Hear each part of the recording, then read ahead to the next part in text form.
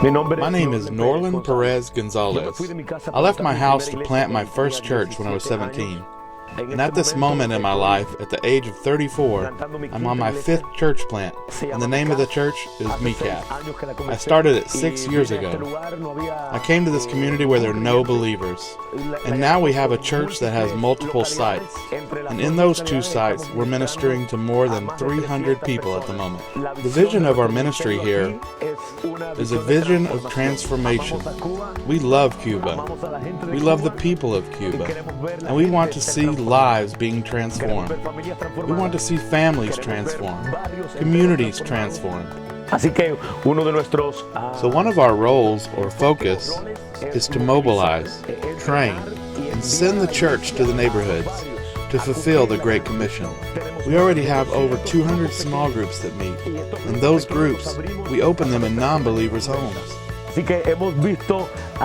We've seen hundreds of people, hundreds of men and women with their families, be transformed.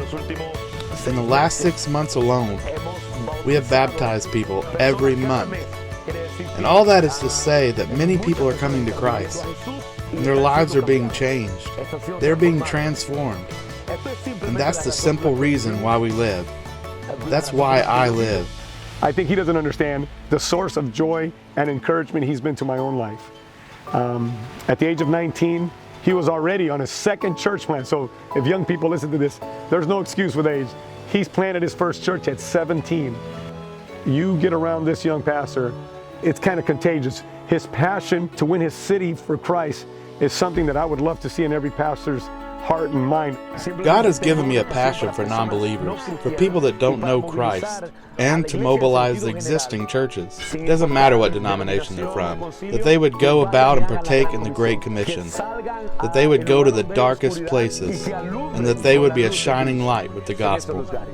I'm also the director of a chaplain ministry, where we're ministering in 24 prisons, and also to some orphanages, old folks' homes, hospitals, and I've been able to train over 700 volunteers in 2 different provinces of our nation, Holguin and Las Tunas. And these volunteers are ministering on a monthly basis to thousands of prisoners and their families. And we're seeing that there is a great movement taking place, where people are being transformed. In the last 2 years, we have had an explosion in our growth, where people have been in the most depths of their lives, living on the streets, drug addicts, coming out of prison. People have come out of broken marriages, considering suicide. God has brought prostitutes, and now all of these people are serving God here at our local church.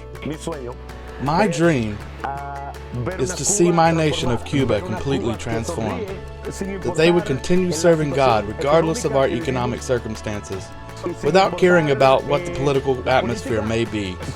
I want to see a Cuba that smiles a lot, because they have hope. Having hope that tomorrow will be better in Christ, because they have hope to see better men in their communities, better fathers, better mothers, better children, better communities. That's my dream, and I live to that end. My family lives to that end.